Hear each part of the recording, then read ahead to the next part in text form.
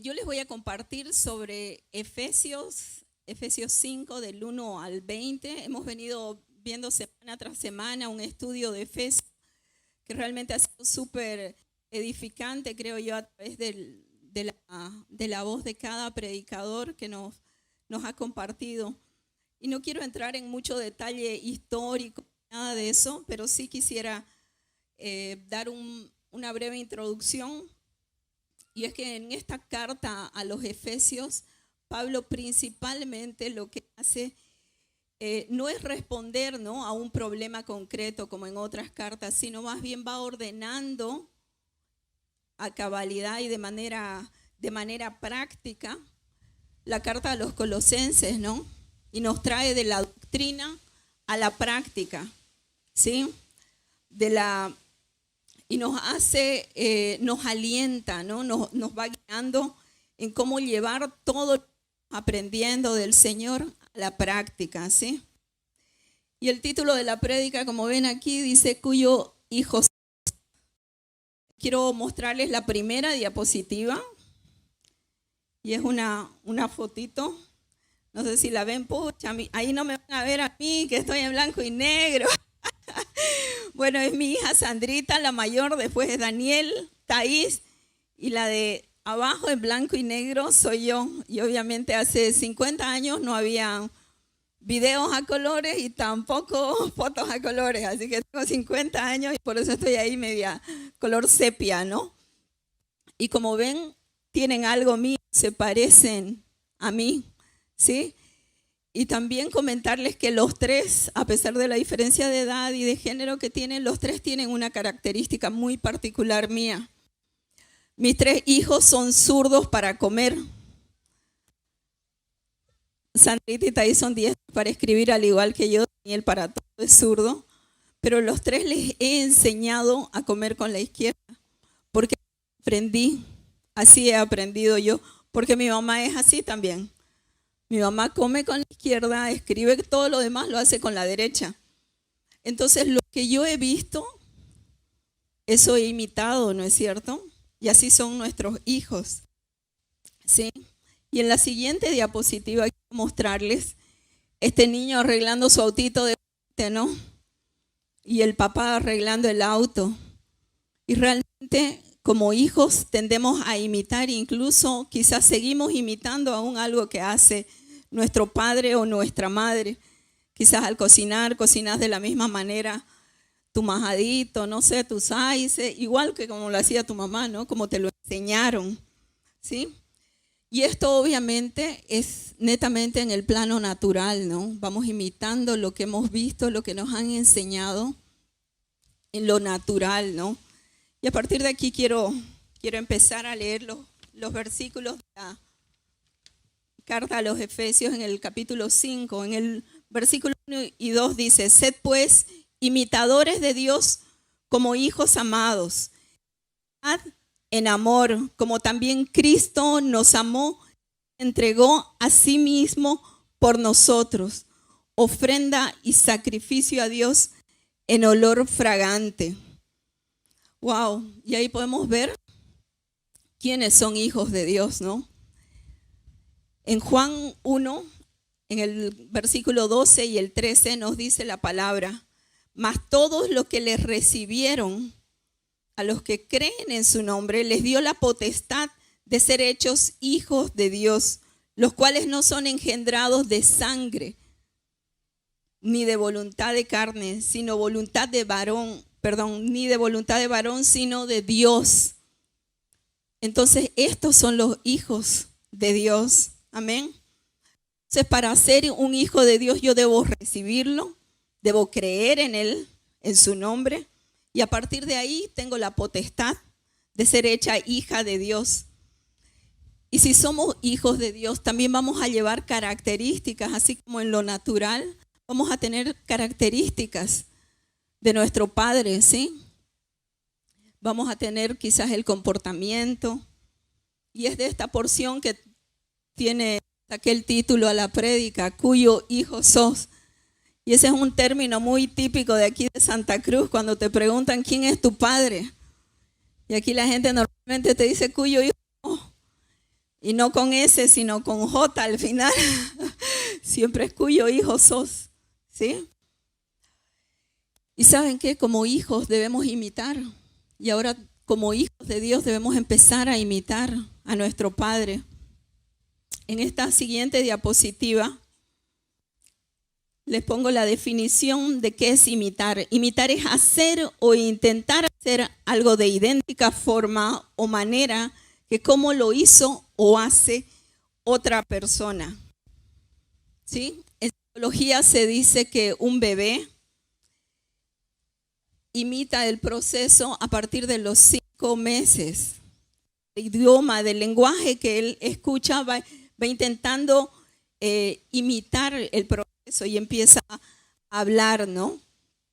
Así nosotros también, al andar como hijos de Dios, deberíamos empezar a imitar también el lenguaje del Señor, ¿no es cierto? En Hechos 11:26 la palabra nos dice que fue en Antioquía donde por primera vez se llamó a los discípulos cristianos, porque el pueblo reconoció en esas vidas a hombres y mujeres que vivían como su maestro Cristo.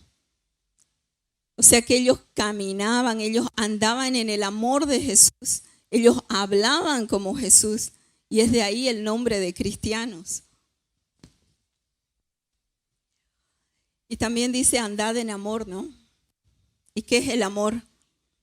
El amor es un sentimiento intenso del ser humano que partiendo de su propia insuficiencia necesita y busca el encuentro y unión con otro ser.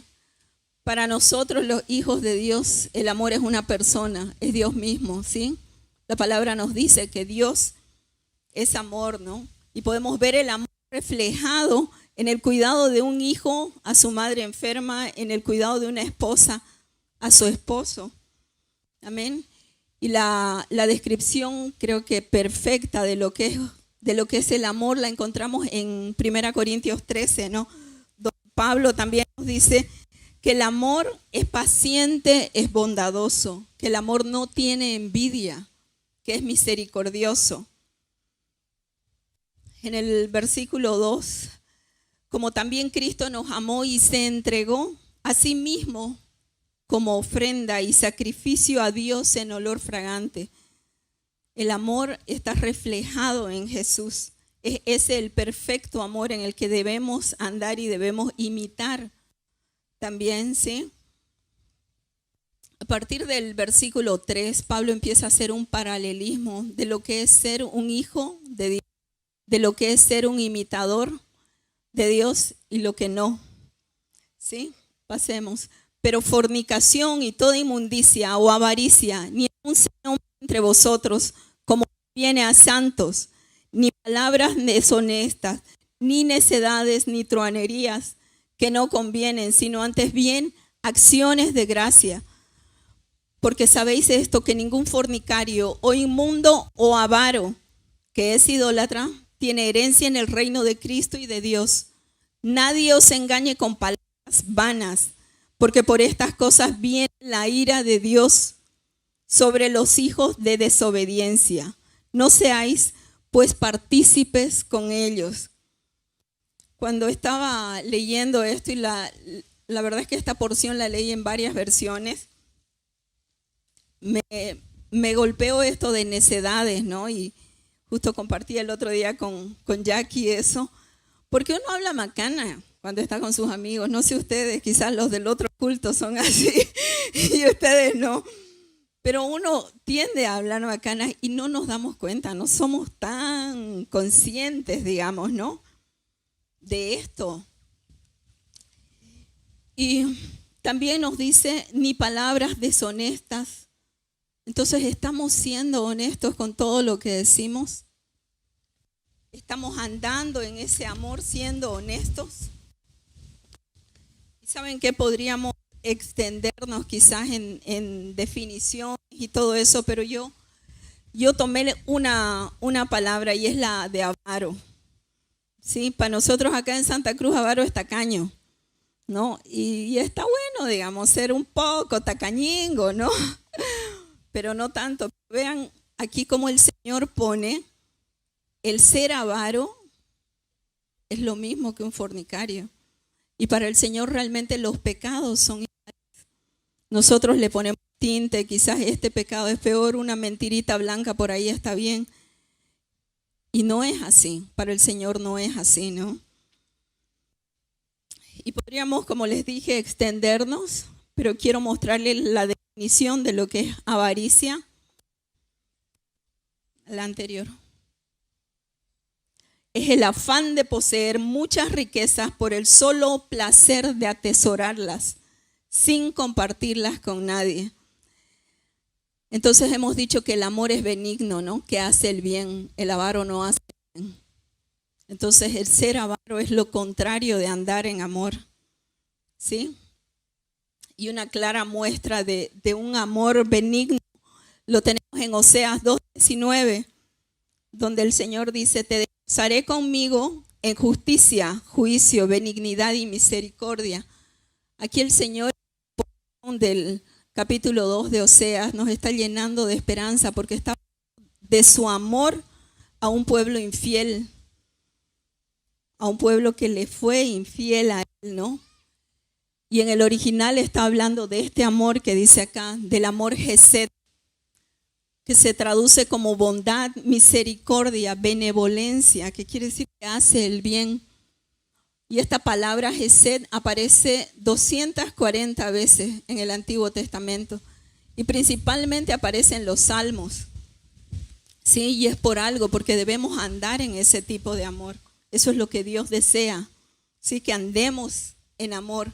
Hay otras traducciones también que excepción de este vocablo como gracia. Pero sigamos. No quiero, la verdad es que no me gustaría pasar por alto la parte donde dice como santos, ¿sí? Y Pablo no nos está diciendo ahí que mira, tenés que dejar esto para ser santo. Tenés que empezar a hacer esto para ser santo. No nos está condicionando. Nos está diciendo que no nos conviene porque ya somos santos. Así que si hemos aceptado a Jesús en nuestro corazón, ya somos santos, no por nuestra obra, no es por nuestra dulzura, nuestras pestañas crespas, no. Por la obra de Cristo en la cruz, ya somos santos, ¿sí? Y creo que eso trae muchísima libertad para movernos como hijos de Dios. Amén. También dice que no conviene. La palabra nos dice que todo nos es lícito, pero no todo nos conviene, ¿sí? Y realmente tenemos que ser sabios, tenemos que estar siempre apercibidos de orar para que el Señor nos dé el discernimiento y la fuerza para desechar todo aquello que no nos conviene como hijos santos de Dios. ¿Sí? Sigamos. Porque en otro tiempo erais tinieblas, mas ahora sois luz en el Señor. Andad como hijos de luz, porque el fruto del Espíritu es en toda bondad, justicia y verdad, comprobando lo que es agradable al Señor. Amén, amén. Me encanta esta parte porque realmente eso de hijos de luz me afirma muchísimo, ¿no? Y Pablo sabe cómo afirmar la identidad de un hijo de Dios, ¿no? Y creo que también es bueno recordar esa parte porque en otro tiempo erais tiniebla. Y no para traer condenación a nuestras vidas y decir yo he sido eso, yo he mentido, yo he robado, yo he fornicado. No, porque la condenación no es del Señor, sino para tener presente a dónde no queremos volver. Amén. Y creo que el Señor quiere eso para nosotros en este tiempo. Y somos hijos porque Él es luz. La manera de conocer lo que es agradable a alguien es pasando tiempo con ese alguien, no solamente leyendo sobre ese alguien, ¿no? Yo daba el ejemplo de mi amiga Liz en La Paz. Ella le encanta el sushi, ¿sí? Y si la invitan a Kenia, allá está la Choca, a tomar un café, no le den edulcorante porque ella quiere azúcar de verdad, ¿sí? A Andreita, si la invitan, le tienen que invitar un té chai porque a ella le gusta el té chai. Eso es agradable para ellas. ¿Y cómo sé eso? Porque he pasado tiempo con ellas, ¿sí? Ahora yo les pregunto, ¿están pasando tiempo con Dios como para saber qué es agradable a Dios? Qué importante, ¿no? Sigamos. Y no participéis en las obras infructuosas de las tinieblas, sino más bien reprendedlas, porque vergonzoso es aún hablar de lo que ellos hacen en secreto, mas todas las cosas, cuando son puestas en evidencia por la luz, son hechas manifiestas, porque la luz es lo que manifiesta todo. Por lo cual dice, despiértate, despiértate tú que duermes, levántate de los muertos y te alumbrará Cristo. Es Cristo mismo que nos va a alumbrar. Y como portadores de luz tenemos que andar así. En este tiempo de pandemia creo que no solamente hemos vivido, pero sí hemos visto, hemos podido acompañar a gente que no la ha pasado tan bien, ¿no? Que ha tenido dificultades, que ha tenido necesidades, ¿no? Y realmente hay gente que sigue así, que continúa así, a pesar de que quizás ya vamos saliendo de todo esto, pero continúa un poco adormecida. Y nosotros como hijos de luz, como hermanos, tenemos que acercarnos en amor, a ver qué pasa, a acompañarse. Y recuerden, hay acciones que debemos tomar. Y una de las acciones es despiértate, la otra es levántate. Entonces hay responsabilidad en nosotros también de dar ese paso. Amén. El siguiente, y en esta última parte, mirad pues con diligencia cómo andéis, no como necios, sino como sabios, aprovechando bien el tiempo, porque los días son malos. Por tanto, no seáis insensatos, sino entendidos en cuál sea la voluntad del Señor. No os embriaguéis con vino, en lo cual hay disolución. Antes bien, sed llenos del Espíritu, hablando entre vosotros con salmos, con himnos y cánticos espirituales, y cantando y alabando al Señor en vuestros corazones, dando siempre gracias a Dios por todo, al Dios y Padre, en nombre de nuestro Señor Jesucristo. Wow. Para realmente cerrar esto, qué importante es poder ser conscientes del tiempo que tenemos, ¿no? A veces vemos algunas personas que hacen muchas cosas, ¿no? Y no es que tienen de yapa unas 5 o 10 horas más que nosotros. No tienen, tenemos todos las mismas 24 horas. En este tiempo hemos hecho un curso de alineamiento y en la última clase JP nos distribuyó un calendario, ¿no? Donde teníamos que anotar y los horarios que hacíamos, a qué le estábamos dedicando el tiempo, como para ver gráficamente a qué nos dedicamos, ¿no? Y realmente eso a veces nos confronta, porque creemos que porque venimos 1 hora a la semana aquí ya es suficiente, y quiero decirles que no, necesitamos darle a diario el tiempo al Señor. Amén. Y no quiero pasar por alto esta parte que dice que no nos embriaguemos con vino. Y quizás hay una alegoría, acá podríamos hablar de una alegoría que no se refiere necesariamente al alcohol, que sea lo que nos embriague, porque quizás lo que te está embriagando, te está atontando en este tiempo, sea Netflix, sea la novela. ¿A qué le estás dedicando más tiempo? Es eso lo que te tiene embriagado y no enfocado en lo que es importante, ¿sí? Y también dice que estamos llenos del Espíritu. En el anterior culto yo daba un ejemplo, les comentaba que mi mami está un poco enferma, ¿no? Y bueno, ella quiere operarse. Y decía, espera, ¿no? O sea, cómo buscamos el médico, el cirujano, esto, lo otro, ¿no? Y ahí me acordaba de esta palabra, ¿no? Llenos del Espíritu. Y yo decía, Miechi, señor, y si viene un médico y me dice, bueno, normalmente las operaciones son temprano, ¿no? Y si el médico viene y te dice, la voy a operar a las 10 de la mañana, porque a las 6 de la mañana yo me levanto a orar. Y oro 2 horas, 3 horas, y después recién la voy a operar a tu mami. O sea, a ojos cerrados, ¿no es cierto? Imagínense un médico que entre a una cirugía lleno del Espíritu Santo, o a un abogado que vaya a un litigio, a un juicio lleno del Espíritu Santo. ¿Cómo cambiaría completamente el ambiente? ¿Sí? Y así es como debemos andar nosotros, ¿no? Y también dice, dando gracias por todo. Y no dice a veces, no demos gracias a veces, sino siempre, dice, y por todo. Y yo sé que hemos pasado tiempos muy difíciles. Hemos tenido pérdidas. Yo sé que hay mucha gente que ha tenido que dejar sus ciudades, ha tenido que dejar sus casas y quizás incluso migrar de nación, ¿sí?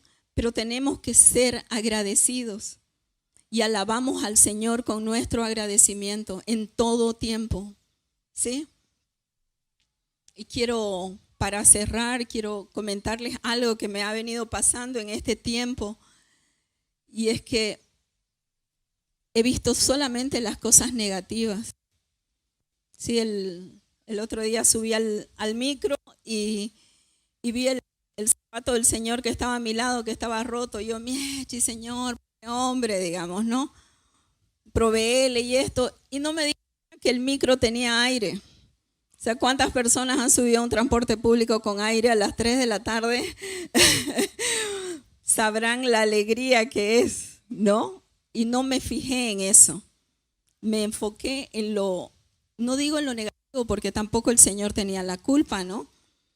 Pero sí me he empezado a enfocar en, no sé, en el desgano, qué sucia está la ciudad, qué corrupto qué corrupto el otro, en la enfermedad.